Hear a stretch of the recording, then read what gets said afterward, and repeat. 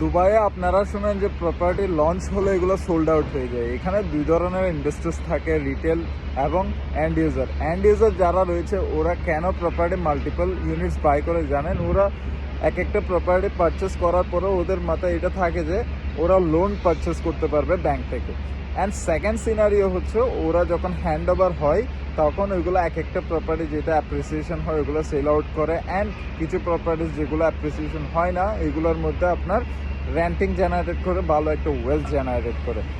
তো ঠিক সেম আপনার এভাবে চিন্তা ভাবনা থাকতে হবে। একটা প্রপার্টি নিয়ে আপনি মিলিয়ন থেকে ডাবল করে ফেলবেন, এটা খুবই রেয়ার অপরচুনিটি। হ্যাঁ হয়েছিল ডাউনটাউন, মারিনা, জুমেরা এগুলোর মধ্যে পিক সিজনে হয়েছিল, বাট আপনার এটা জানতে হবে যে আপনি রেন্টিং জেনারেট করেন, ভালো একটা আরওয়াই জেনারেট করেন, দেন আপনি ভালো একটা প্রফিট করতে পারবেন যদি আপনি ইন্টারেস্টেড হয়ে থাকেন।